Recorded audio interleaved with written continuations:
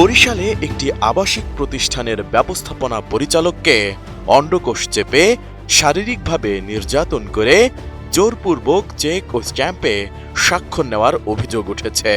ঘটনাটির একটি ভিডিও সামাজিক যোগাযোগ মাধ্যমে ভাইরাল হলে দেশ জুড়ে আলোড়ন সৃষ্টি হয়েছে। মূলত গত ২৭ জুন সন্ধ্যার পর নগরীর সদর রোডের অগ্রণী হাউজিং অফিসে এই ঘটনা ঘটে। ভুক্তভোগী এমডি আব্দুল আজিজ হাওলাদার সিসিটিভি ফুটেজটি সামাজিক যোগাযোগ মাধ্যমে প্রকাশ করলে তা দ্রুত ভাইরাল হয়ে যায়। এই ঘটনায় তিনি আদালতে একটি মামলাও করেছেন।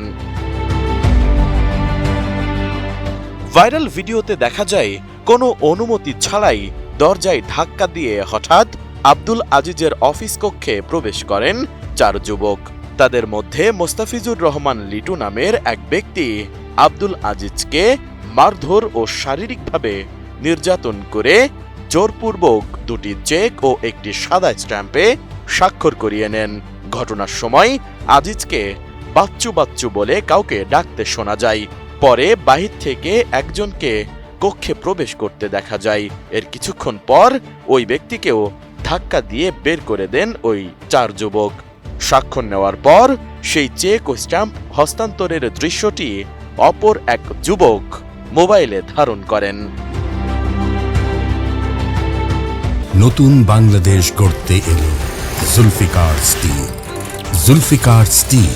স্থানীয় সূত্রে জানা গেছে অভিযুক্ত মোস্তাফিজুর রহমান লিটু কাঠপট্টি সড়কের বাসিন্দা।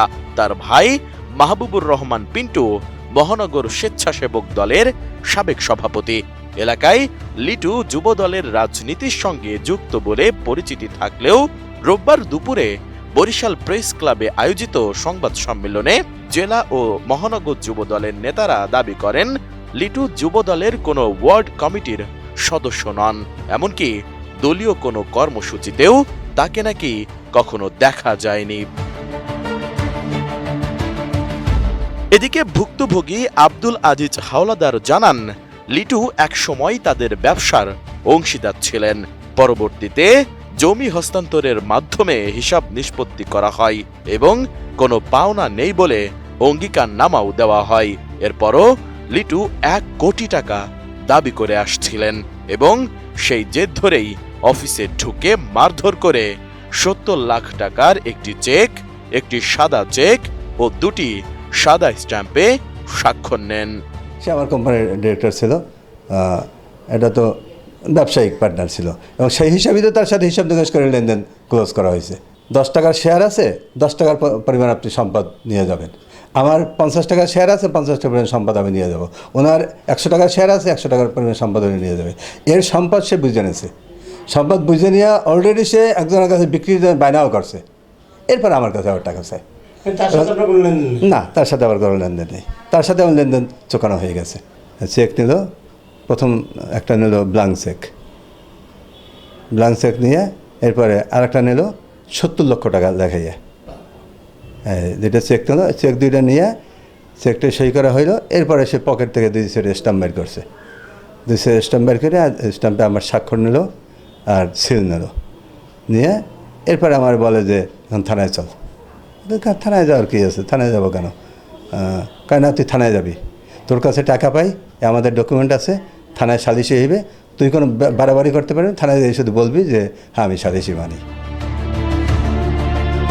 আব্দুল আজিজ আরও জানান ঘটনার পরপরই তিনি ব্যাংকে অভিযোগ করায় ওই চেক থেকে কোনো টাকা উত্তোলন করা সম্ভব হয়নি। এ ঘটনায় তিনি গত বৃহস্পতিবার আদালতে নালিশি মামলা করলে আদালত সেটি এজাহার হিসেবে গ্রহণের জন্য কোতোয়ালি মডেল থানাকে নির্দেশ দেন। এই আমি গত বৃহস্পতিবার কোর্টে মামলা করছি। মামলা করার পরে সেটা এজাহারের জন্য এফআইআরের জন্য আদেশ হয়েছে। আজকে এজাহার হয়েছে এবং আসামি ২ জন গ্রেপ্তার হয়েছে।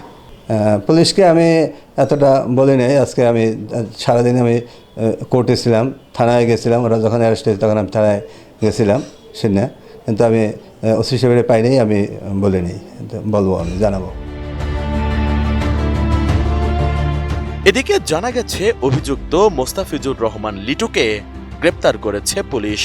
রোববার দুপুরে নগরীর সদর রোডের টপ 10-এর সামনে থেকে তাকে গ্রেপ্তার করা হয়েছে। বিষয়টি নিশ্চিত করেছেন কোতোয়ালি মডেল থানার ভারপ্রাপ্ত কর্মকর্তা মোহাম্মদ আল মামুনুল ইসলাম। এখন দেখার বিষয় দলীয় ও আইনগতভাবে তার বিরুদ্ধে কি ব্যবস্থা নেওয়া হয়। SI রাজ, ATN নিউজ।